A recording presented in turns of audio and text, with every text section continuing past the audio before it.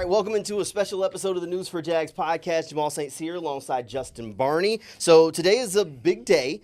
We don't normally get into city council matters on the podcast, but today the stadium involves the Jaguars. So we kind of wanted to try and work through some of the nuts, bolts, maybe a little bit of reaction. The stadium agreement between the city and the Jaguars has officially been presented. So a lot of information to cover here. I have not taken notes. Like you're back in school, man. I did not take notes in school either. I was probably not I was not the note-taking student. If you can see my handwriting, it is not the most legible. So I learned early on that I couldn't read my own handwriting most of the time, so I stopped taking notes because it was just wasting paper. That's impressive handwriting, though. So impressive. Look, it got more neat as we went along. Like, see, this is readable. Yeah, that's legible. See, there you go. That's legible. The first page, maybe not as much, but so a lot of ground to cover. For this. Yep. So, but this is a big deal. Huge deal. I mean, when you're talking about a $1.2 billion project, and I mean, this is the future of the Jaguars and the city. I mean, when you're talking stadium deal, people, the narrative about Jacksonville, they're moving to London, they're doing this, they're doing that. Well, you can go ahead and dead that. Yeah, Jacksonville's. What's his name? Jason Lockenfora? Yeah, Jason Lockenfora. There you go. This is all. We should dedicate this. Yeah, it was too easy to take shots at Jacksonville over the franchise history. Came into existence in '95, had some very lean years after those early runs, and when the NFL wanted to go international, Jacksonville was a popular kind of a piñata for people, sports media, taking shots at Jacksonville. But there was no lease agreement, and to get another lease agreement, that's huge in cities because the teams lease the stadiums from the teams don't own these stadiums. These stadiums are city-owned entities. So Jacksonville's initial lease agreement was 35 years long. To extend that, which had been a sticking point, Shad Khan and Mark Lamping started talking about this back in 2019 at the State of the Franchise meeting, and they addressed then we need a new stadium. Yep. We need, any time before we talk anything lease agreement, you've got to do something to upgrade the facilities. So this started back in 2019, and it's just kind of the cost of doing business. And, without that stadium, there's no lease agreement. Jacksonville, I mean, you think about teams moving in the NFL and relocating. It's possible if Jacksonville doesn't get a stadium deal done, right, they're gone. I mean, there'll be a list of cities a mile long lining up to get an NFL franchise. And that's why most teams move, is because they don't get the stadiums that they need. And all right, so I want to dive into some of the nuts and bolts of this thing. A couple of things I want to mention before we go into it. So there's one thing that I think we've been pretty clear on, but I think it gets lost in translation. I want to push it along the way one more time, because there are people that are going to look at the price tag, even with some of these things, and say, that's a lot for the city. So one way or another, the city was going to invest hundreds of millions of dollars into the stadium. Yep. Because even if the Jaguars left, that is a city-owned facility. So if you want to keep Florida, Georgia, you're going to have to make improvements to that building. Even if you want to tear it down, that is not a free process that is going to cost them. Just like owning a house. I mean, it's like owning a house. It's like owning a house. It's like owning a house or a car. You got upkeep and maintenance. So while, yes, this is a big price tag, but if you just wanted to let downtown deteriorate, get rid of the stadium, it was still going to cost the city hundreds of millions of dollars to do that. Yep. The second thing, and the city has been very heavy on this, and the Jaguars kind of agree, the last lease leaned heavily in favor of the Jaguars, where the city gave them pretty much everything. Yep.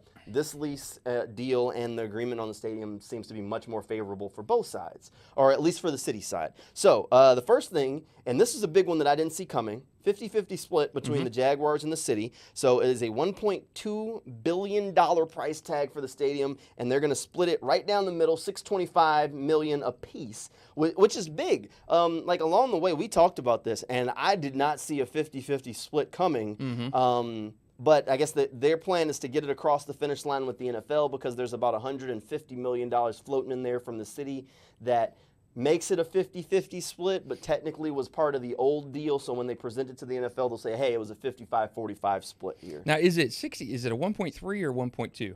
1.2. Okay, 1.2. So is it 625 a piece? Because that would be 1.3. I think it's 625. So maybe it'd be if it was 600 a piece. If it's six, whatever. You're talking some significant. I got $625 million a piece written down. Okay. And I think the additional money goes towards a pot for operating expenses. Okay. Is what it is. So part of the operating breakdown, they're going to put a pot from both sides, in there, and that money goes there. But this building, they're basically planning it so that way it's going to pay for itself, with a large portion of the operating costs coming from non-NFL events. And the Jags and the city are both going to be on the hook for 19.2%, but they're going to put that money in a pot to be there. Now, keep in mind, on the old lease, the city was on the hook for all of this. Right, and that's, so, you're excited about getting an NFL team. Yes. You want to do that. You think you take a little bit more of that, shoulder that financial burden and some of those operating expenses. Mayor Donna Deegan said this is far more favorable to the city than what the Jaguars initially came to the city with. So I think both sides in this initial agreement or initial framework they have, that, remember, the city council, not the voters of Jacksonville, the city council, the elected officials, get a chance to decide on this, which is important. We'll talk about this again in a minute. Right. These are public referenda. These are not you and I going to the polls and saying, "Hey, we approve this." And a lot of cities, I saw a statistic earlier today when I was researching for this event, and since from 1990 to 2023, there have been 57 times where stadiums or arenas have come up for public vote. 57 times have come up, and that's been NFL, NBA, Major League Baseball. 57 times since then they've come up for public vote, and that's, again, this is the Chiefs. This is the Chiefs just had a public vote. How many have passed? 35 have passed. 22 have failed. 35. I mean, so that's a sizable margin that have been shot down. So you look at the UNF polls and the research that has been done when voters have been asked about stadium costs and shouldering the load, would you have any ability or desire to pay extra taxes to support a stadium? And a lot of people said, no, I don't want to pay that. And when you're talking, I think that a lot of people see Shad Khan, an NFL franchise that's worth billions of dollars. Why do they need help? Well, it's the cost of doing business. If you want something nice in your hometown, Jacksonville is one of 30 markets in the league. There's 32 teams, but 30 markets in the NFL that have an NFL team. You've got to pay to keep something nice. An NFL franchise is something pretty darn nice. And you touched on something. People don't want an extra tax. Now, so that's one thing that is a big part of this deal, is there isn't a new tax coming. So one of the things where the money, everyone wants to know how the city's going to pay for it. That part of their split is going to come from the Better Jacksonville plan. So I'm not maybe the most versed person on the Better Jacksonville plan. I've heard about it since I've lived here multiple times, but the city had planned to discontinue the tax. They're going to keep it on. Originally, it was agreed to be on until 2030. They're going to follow through with that, but they had already figured out how to borrow the money for those projects. So that was a total of $600 million. Right. So you were going to discontinue a tax. They're just going to keep that same tax that was already agreed upon on, and then that's another $600 million that they hadn't accounted for. So basically, poof, $600 million just appeared, and they had to do nothing but not discontinue something they thought they didn't need. And the Better Jacksonville plan, I'm glad you brought that up, because this was something I voted on when I was younger. This was back in the John Delaney era of governance, and this was a bill that was passed, a law that was passed by Jacksonville voters all the way back in 2000. So we're talking about 25 years ago, voters went to the polls, and this Better Jacksonville plan was to improve roads and infrastructure and public facilities and parks and venues like that. So that was a half-cent sales tax that was tacked on, and it was created over $2 billion for projects and stuff like that over the years. So this bill was a 30-year shelf life. It had from 2000 to 2030 that Jacksonville had the option of keeping this bill, Better Jacksonville plan, going on. So that bill is going to and Jacksonville could have disbanded it before that 2030 time. They had the option to go up to those 30 years, and they will now with the new proposal if the city council greenlights this. So that money is not coming back out of your pockets right now. They're not asking it to pay another half-cent sale tax. This is money that was already baked in and planned for. And, it'll be interesting to see what city council does, and because there's going to be a lot of eyes on this, a lot of people pecking at it and nitpicking and stuff over the next month while they're talking about this. I mean, the first potential vote, June 25th. So a couple of other big bullet points along the way. So it would be a new 30-year lease between the city and the Jaguars. Part of that lease, thank you, Jason Locker, for it, non-relocation agreement in the lease. So that is included in there. People can add him in every tweet that we send out. But also in that is a part about the international games. So in the previous lease, there was nothing about the international games. New lease, the Jaguars can play one home game across the pond or wherever they decide to, unless the NFL requires them to be a part of the international game program. But there's only one game allowed, so there's no moving more home games down the road or deciding, oh, we want to do 2 home games or 3 home. They can do 1 home game a year.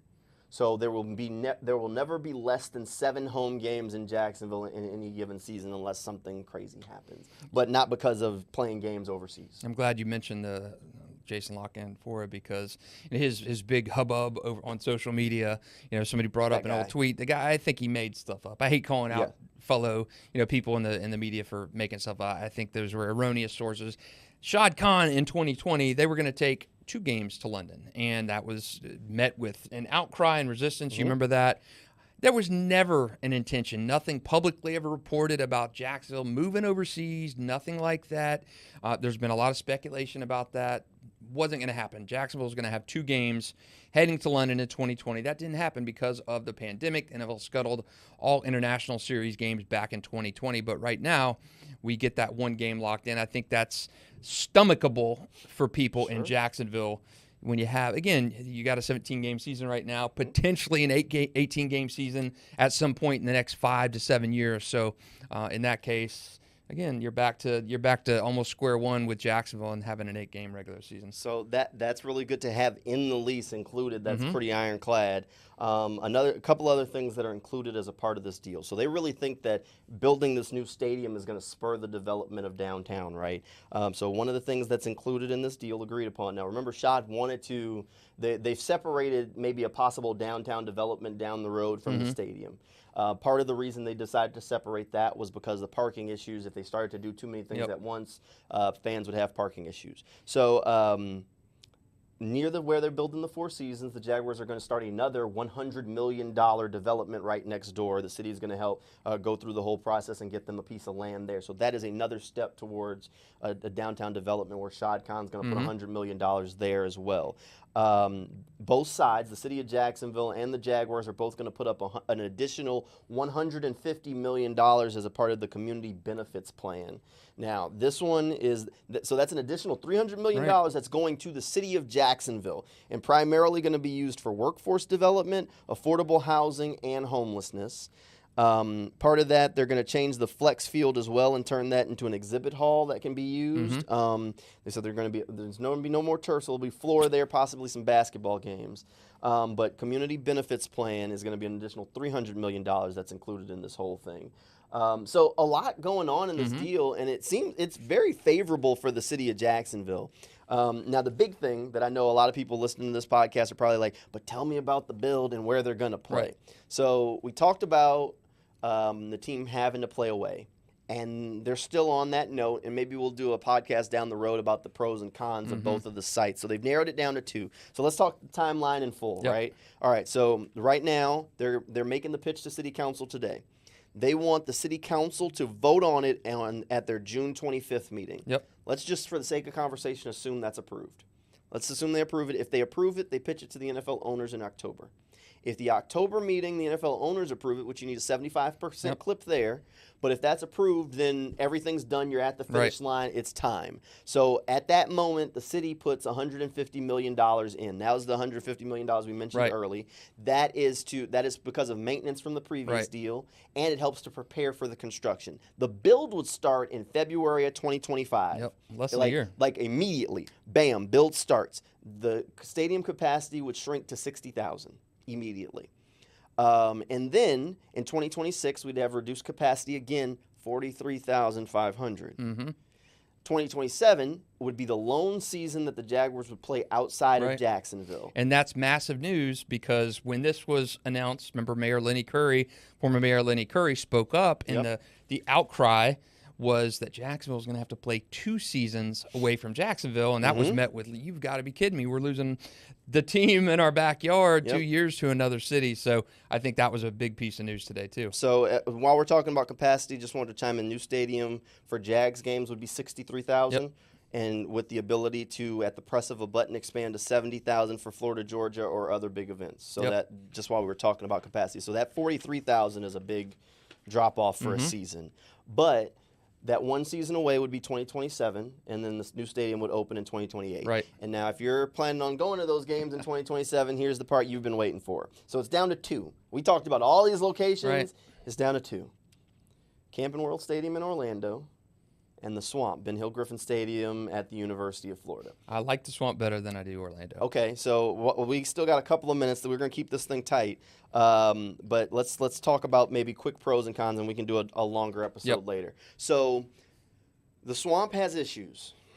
The away locker room is not NFL standard. So someone would have to foot the bill to improve that locker room or build a new locker room. Right. And keep in mind, they're not going to want you to build a new locker room when they're getting ready to start their own renovation. And also, the sidelines aren't deep enough for the camera rigs that they use for NFL games up and down the sidelines, is my understanding. So those are the problems at the Swamp. Orlando, on the other hand, is farther away. Right. So going up and down to Orlando is not necessarily the most practical thing in Jacksonville. People ain't going to want to even play with that, dip the toe in the water, putting that team in Orlando. So Camping World Stadium, I'm not a fan of Camping World Stadium. If he knows what I've described Camping World Stadium as. So I hate that place. But those are the 2 options that are on the table. And the one caveat with this whole thing is that the NFL is going to have a ton of input on where the Jaguars play for that season, because they have standards. So the NFL is going to have a ton of input.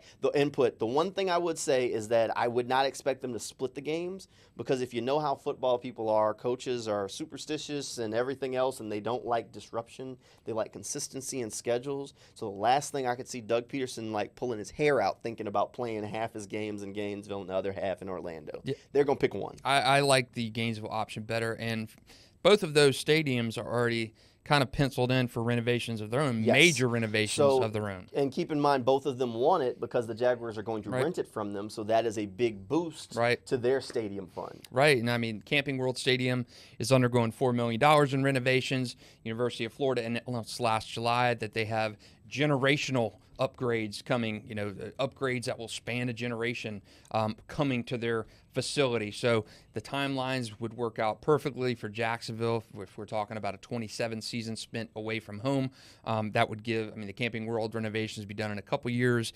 Gainesville's renovations a little further off from happening. But again, you're talking about a 3-year head start on that if you get this deal done by October, which is when they need to get that in front of the NFL owners. Remember, you mentioned 75% of the owners, and it's important. You mentioned earlier on, the NFL is not going to sign off on a 50-50 split. A lot of people say, Shad, why, this is his team. Well, it's a city stadium. Jacksonville, the city of Jacksonville owns the stadium. Right.